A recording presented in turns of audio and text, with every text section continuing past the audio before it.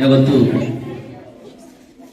ವೈದ್ಯರ ದಿನಾಚರಣೆಯನ್ನು ರಾಷ್ಟ್ರೀಯ ವೈದ್ಯರ ದಿನಾಚರಣೆ ಹಮ್ಮಿಕೊಂಡಿರ್ತಕ್ಕಂಥ SVJ ಶಾಲೆಯ ಶಿಕ್ಷಕ ವೃಂದಕ್ಕೆ, ಗುರುಮಾತೆಯ ವೃಂದಕ್ಕೆ ಮಕ್ಕಳ ಶರಣಾರ್ಥಿಗಳನ್ನು ಸಮರ್ಪಿಸಿ ಇಲ್ಲಿ ಆಗಮಿಸಿರ್ತಕ್ಕಂಥ ಎಲ್ಲ ವೈದ್ಯರು, ಬುದ್ಧಂ ಶರಣಂ ಗಚ್ಚಾಮಿ ಅನ್ನೋದ್ರ ಜೊತೆಗೆ ವೈದ್ಯಂ ಶರಣಂ ಗಚ್ಚಾಮಿ ಅನ್ನುವಂಥ ಪರಿಸ್ಥಿತಿ ಅನಿವಾರ್ಯ ಇವತ್ತಿದ್ದ.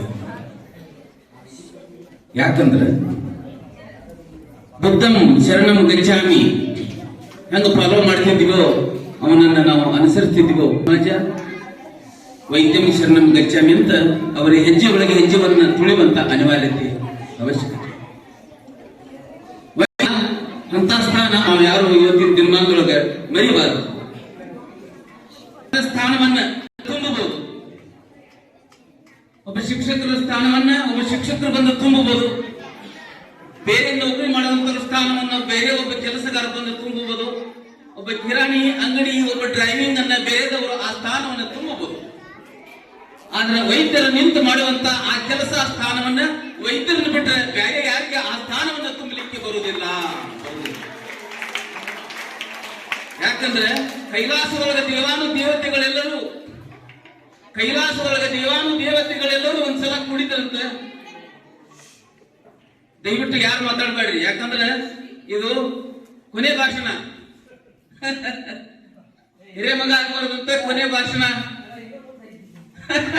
ಅಲ್ಲ, ಆದ್ರೂ ಕೊನೆ ಹಂತಕ್ಕೆ ಬಂದೈತೆ ಅಂತ. ಒಂದ್ಸಲ ದೇವಾನು ದೇವತೆಗಳ ಮೀಟಿಂಗ್ ಕರೆದ್ರಂತ.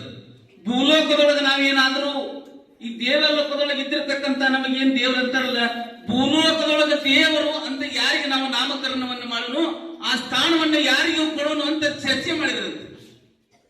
ಅವಾಗ ವಿಚಾರ ಮಾಡಿದ್ರಂತ, ಭೂಲೋಕದೊಳಗೆ ದೇವರು ಅಂತ ಹೆಸರನ್ನ ಮತ್ತೊಂದು ನಾಮಕರಣವನ್ನು ನಾವು ಯಾರಿಗಾದರೂ ಕೊಡೋದಿತ್ತಪ್ಪ ಅಂತಂದ್ರ ಜನರ ರೋಗಗಳನ್ನ ತಿಂದು ಬದುಕುವಂತ ಆ ವೈದ್ಯರಿಗೆ ದೇವರಂತ ಕೊಡೋನು.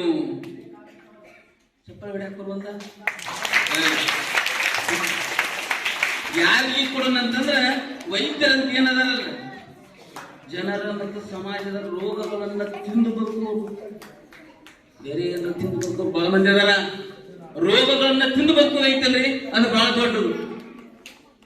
ಏನು ಸಮಾಜವನ್ನ ಬದುಕಿಸ್ಬೇಕಲ್ಲ, ಆ ದೇಶದ ಪ್ರದೇಶವನ್ನ ಕಾಯಲಿಕ್ಕೆ ಯೋಧರು ಬೇಕಾದ್ರೆ, ದೇಶದ ಗಡಿ ಪ್ರದೇಶವನ್ನ ಕಾಯಲಿಕ್ಕೆ ಯೋಧರು ಬೇಕಾದ್ರೆ, ಈ ದೇಹವೆಂಬ ಗುಡಿ ಪ್ರದೇಶವನ್ನ ಕಾಯಲಿಕ್ಕೆ ಯಾರು ಬೇಕಪ್ಪ ಅಂತಂದ್ರೆ ಇಂಥ ತಜ್ಞ ವೈದ್ಯರು ಬೇಕು ಅನ್ನೋದನ್ನ ನಾವು ಮನೆಗಾನ್ಬೇಕು.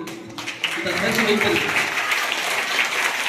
ಏನು, ಈ ದೇಹ ರಕ್ಷಣೆಗೆ ಶಸ್ತ್ರಚಿಕಿತ್ಸಾ ಪಡೆ ಬೇಕು, ದೇಶದ ರಕ್ಷಣೆಗೆ ಶಸ್ತ್ರಾಸ್ತ್ರ ಪಡೆ ಬೇಕು. ನೋಡಿ ಹೆಂಗೈತಿ, ಅಲ್ಲಿ ಶಸ್ತ್ರಾಸ್ತ್ರ ಪಡೆ ಬೇಕು ಗಡಿ ಒಳಗೆ, ಈ ಗುಡಿ ಒಳಗ ಶಸ್ತ್ರಚಿಕಿತ್ಸಾ ಪಡಿಬೇಕು. ಅದಕ್ಕ ದೇವರಿಗೆ ಇವ್ರಿಗೆ ಏನಂದ್ರಪ್ಪ ಅಂತಂದ್ರೆ ನಿಂತವು 5645 ಗಾಡಿ ಯಾರು ಇವ್ ಓದಬಿಡ್ತೈತಿ ಮುಗಿತಿ